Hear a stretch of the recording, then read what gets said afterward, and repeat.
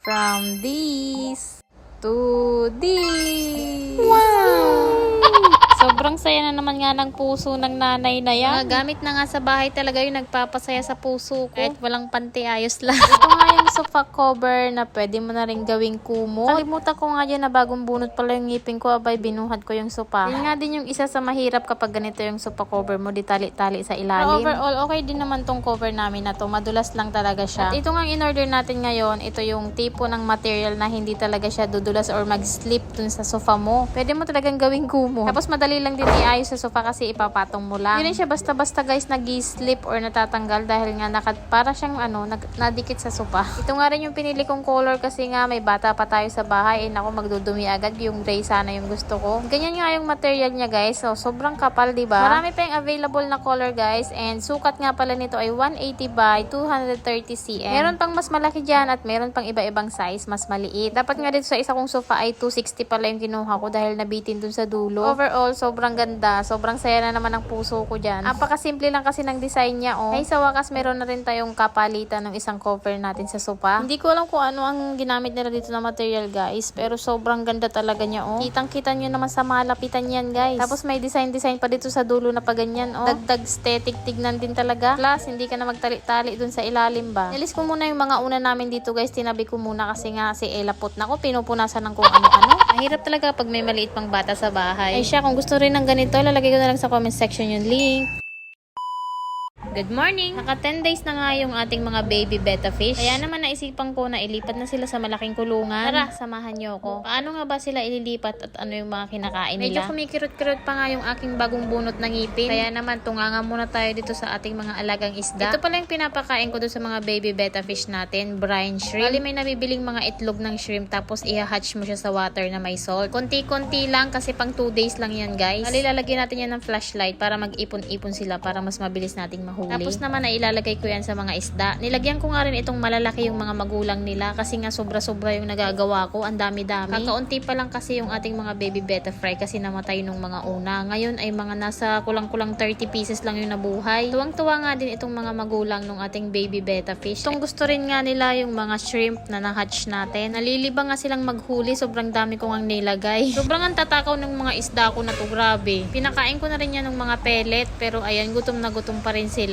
At update ko rin kayo, 10 days na pala yung ating mga baby betta fish. Ito na sila. Kaya naman naisipan ko na ilipat na sila sa mas malaking lalagyan. Hali, pinapakain ko pala to umaga, tanghali at saka gabi. Nilalagyan ko lang dyan sa loob ng mga na-hatch natin na egg ng shrimp. Dahil nga kakaunti lang naman sila, nasa 30 plus lang sila. Kaya naman sobra-sobra yung nagagawa kong pakain. Kaya naman nabibigyan pa natin itong mga magulang nila. Ayan, sobrang daming lumalangoy-langoy na maliliit na shrimp. Sobrang naaaliw nga ako sa betta fish na to. Tapos lalo na at hindi naman sila masyadong ma-maintenance. Ang liliit pa ng mga kulungan nila, ganyan lang, bawal kasing pagsama-samahin. Ito na nga at ina-acclimate ko na nga itong ating mga baby betta fish. Ganito yung ginagawa kapag lilipat mo sila sa bagong lalagyan nila, i-acclimate mo muna or ilalagay mo muna sa ibabaw ng water na paglilipatan para maka-adapt sila sa temperatura ng tubig na paglilipatan sa kanila. Ilalagay ko rin yung ibang tubig yun sa pinaglalagyan nila ngayon para hindi naman pure na bagong water sila. After nga ng 2 hours ito, nag-i-enjoy na sila sa bago nilang lalagyan. Mas malawak na nga yung kanilang paglalangoyan dyan. Ayan, buhay na buhay. Maghahanap nga ako ng mga water plants para mailagay natin dito. Para nga may taguan sila at marami rin silang paglalaruan dyan na playground. Para naman malibang sila at hindi sila maboring. Sobrang dami nga nito noon guys, mga siguro 200 plus. Ito na lang yung natira ngayon. Pero iniisip ko, mas okay na rin yun na ito lang yung natira. Kasi sabi ko, saan ko kaya ipaglalagay yun kapag lumaki? Imbis na nakakawala ng stress, baka ma-stress ako kung saan ko sila paglalagay.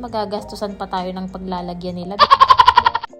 Kaya naman mabuti na yun na ito lang almost 30 pieces lang yung nabuhay. Meron na nga mga nagpa-reserve na bibilhin daw nila yung babae at lalaki doon. Tapos meron na naman ako dito guys, in-order pala na pagkain. Ito yung dried worm na kinakain din ng mga fish. Tubifex yata yung tawag dito. Inamoy-amoy ko pa nga kung anong lasa. Anong lasa? Hindi pala. Anong amoy? So wala naman siya masyadong amoy guys. Parang din, shrimp din. Tatry ko nga dito sa mga magulang ng ating baby betta kung magugustuhan nila. Kasi nga nire-ready ko na ulit sila for breeding ulit. gagawa ulit tayo ng marami pang isda. So ayan, nilagay ko na nga at ayan, kinakain naman nila guys. Tuwang-tuwa nga dahil meron na naman bagong lasa na pagkain. Baka naman kayo overfeeding na. Hindi ko na nga sila papakainin mamayang gabi, magda-diet muna sila hanggang bukas. Ganun talaga pagpapakain dito sa Betta Fish guys, hindi araw-araw. Pwede mo silang i-diet ng 2 beses sa isang linggo para naman matunaw yung mga nasa tiyan nila, kasi kung maya mo pakakainin, baka naman ma-overdose, baka naman ma-impatyo, tapos hindi matunawan, ayun, mamamatay sila. Kailangan din po ine-exercise yung mga isda na ganito guys. Pagtatabihin mo lang yung dalawa ay mag-aawa, yun exercise na yun. Meron din nabibili ng mga stick, yung flaring stick guys, para pag nakita nila yun, mag-aano sila, yung parang nagagalit. Yun, makikita mo yung nagtataasan, nagbubukahan, yung kanilang mga palikpik. Isa na rin yun sa mga exercise nila. Lalo na pagkatapos kumain, yun, magandang time yun para ma-exercise sila. So ayan, itong ating isa enjoy din siyang kumain. Naninibago pa, sabi niya, ano kaya to na naman? Pero nung natikman niya, ayun, minamayat maya niya na kainin. Gusto niya pala. Pero yung ating girl, hindi niya alam kainin guys. So ayan, lumutang lang dyan sa ibabaw. Hindi niya pinansin. Hindi siya marunong nung tubifex o yung dried worms na ito. Sa mga nagatanong kung magkano po yung isda na to, 375, dalawa na po. Ayan, babae at lalaki. Alam, meron lang silang pa-freebie sa akin na isa pang lalaki, kaya bali 3 yan. Ang sarap talaga kapag may alagang isda sa loob ng bahay, no? Kape tayo. Kakapilin si Kuya Kel. O, diba? Tapos pagpabilaw kay Jill pandesal. Merienda natin ngayong hapon. Ang ganda talaga guys, yung ating sapin.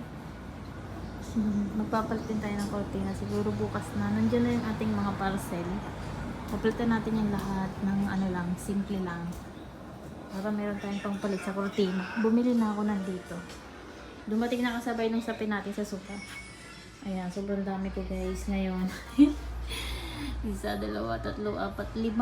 5 na ang aking i-open. Tuwan sa ila pagdating. Ito mga free sample yun guys ng seller sa akin. Tapos iba-vlog ko siya. I-review ko siya.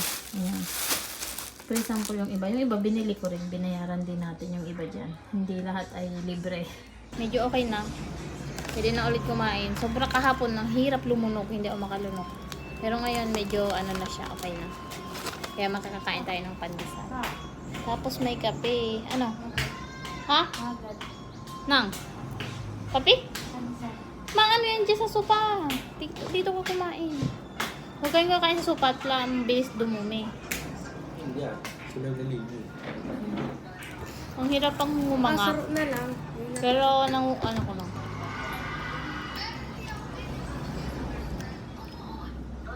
Unlike kahapon, sobrang sakit talaga sa lalamunan. Ay, kaninang umaga tsaka kagabi.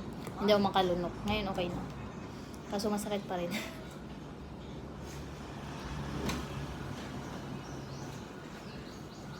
Masal. Struggle is real. Lalo na pag nagpa-brace. Hindi ka makakakain basta-basta pag may brace ka. Hirap. Kapit tayo. Tapos lang natin guys maligo. Pag bagong ligo, sobrang puti ng mukha ko. Pero maya-maya ang itim na ulit. Ano kaya yun? O sa damit minsan. Nabasa ako. Gawa nitong buhok. Nakaligo rin sa wakas. Medyo okay na yung aking pinabunot. Kaso ang hirap lumunok. Naglagay pala ako ng lip gloss. Nagda-dry kasi ang ko ganito. Tapos ito yung binigay reseta nila. Imumumog ko siya. So maya nagmumumog. Kaso nga lang feeling ko nadugo kapag nagmumumog ako. So ayan, dito lang sa kabila. Dito hindi masyado. Parang ginaganon ko lang. Binababad ko lang siya dun. Kasi ano daw to, yung parang antibiotic. Parang ganun, betadine. Para maghihilom agad. So okay na siya. Kunti. Okay na rin pala paglunok ko. Kaninang umaga talagang hirap lumunok. Tsaka ang umanga.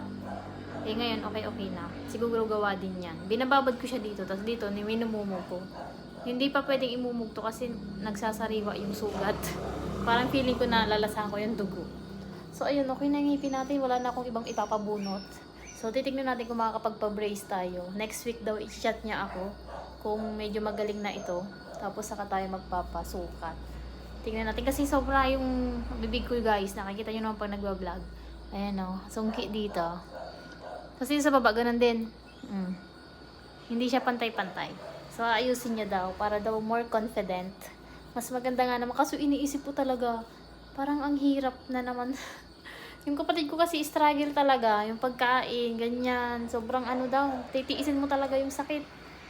Ay, sana hindi naman masyado. Baka lalo akong pumayat, guys. Baka tayo lalong hindi makakain ng ayos. Kailangan i-blender muna bago makakain. Kasi ang hirap daw ng ngumuya, masakit daw sa ngipin. Tiis gandang tinatawag. So, ayun nga pala, hindi tayo magluluto. Wala sila dito lahat, guys. Nandun sa kabilang bahay dahil birthday nung pamangkin nung hipag ko nandyan. So, birthday, nagluto sila. So, hindi na tayo dito magluluto. Hindi na rin kami nagsaing. Doon na kami kakain lahat. Tipid-tipid tayo today. Magsuklay lang ako, tapos pupunta na ako doon. And yes, ayun na yung vlog niya. Siguro natin, wala na akong ibang idadagdag. Isama ko na lang kayo doon sa kabila para makita nyo sino yung may birthday natin. Ha? Nandun na sila, Ella, yung lahat ng mga bata, tsaka si Papa Alden. Pagkatapos niya sa trabaho. Yung pala, hindi ko pala. Tapos niya sa trabaho kanina, di ba Sabado ngayon? Nagtrabaho siya, sahod niya ngayon, binigay sa akin. Sabi ko, ba't ang binigay sa akin, 1.7 lang. Sabi niya, nagbayad daw siya sa gasol.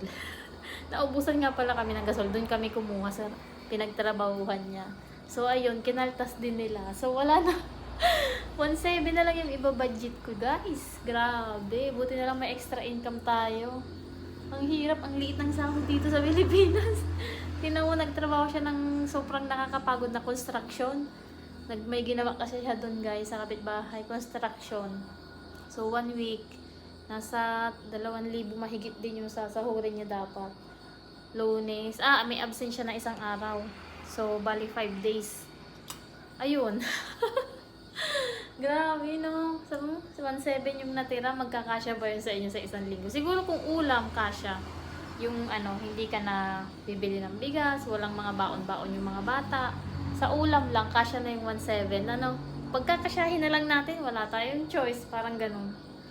So, ayun na yung plan. Tara, sama kayo, pupunta tayo doon. Ay, ka magaling.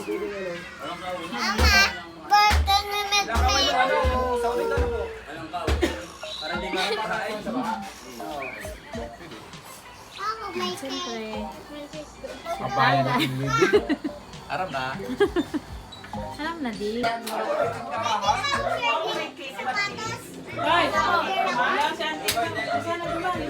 So, ito, pinakaang native na manok ng Mexico. Kasi pinakapayat. Bihon, spaghetti. Hindi na kasi hindi ko mamumuya, guys. Ang hirap pa rin mamumuya. Ayun, manok lang.